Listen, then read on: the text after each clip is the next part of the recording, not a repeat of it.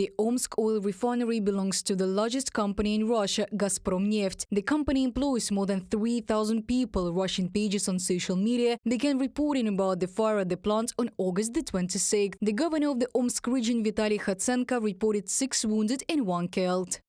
According to eyewitnesses, the explosion was heard in several areas of the city. An employee of the Omsk oil refinery lost a limb in the explosion, and the second suffered a closed craniocerebral injury. From the message of the Telegram channel Chat-A-D.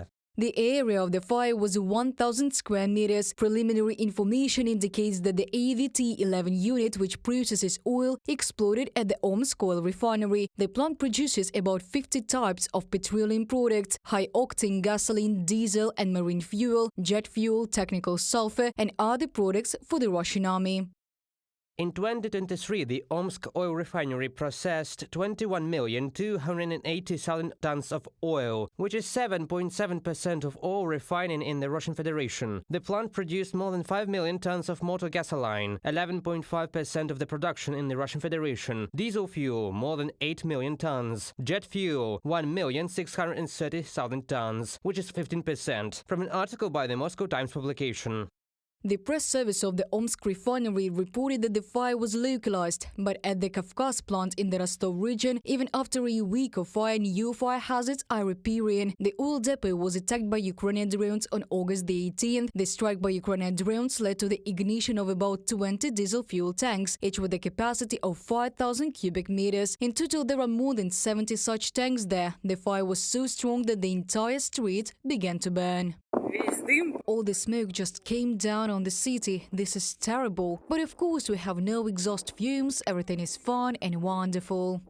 Attacks on Russian oil refineries knocked the ground out from under the feet of the Russian military-industrial complex. After all, the losses from the fires are colossal. Many enterprises cannot be restored, experts say. Those that are being repaired cannot replenish the required volume of oil refining.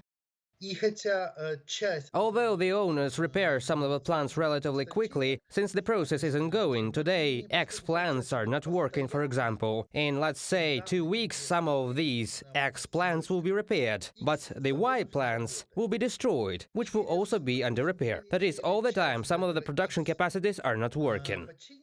The European Union has already imposed 14 sanctions on Russia, which prevent importing components from entering the Federation. This affects both the restoration of enterprises and the production process of the military-industrial complex itself. In a panic, the owners of Russian oil depots are already putting them up for sale. Sanctions limit access to Western equipment for repairs. That is, it has to be found either on the grey contraband market, which increases repair times, or in China. But in China it is not always of high quality and not always acceptable for Russian factories. The shortage of imported goods and constant attacks on oil refineries have led to an increase in the price of petrol in Russia. IE92 gasoline has increased in wholesale purchases in Russia by about 20% and IE95 by 30%. Experts note that the increase in prices will inevitably lead to an increase in inflation, which has already almost reached the 9% mark. Reported by Diana Kolesnik, Victoria Smirnova, UATV News.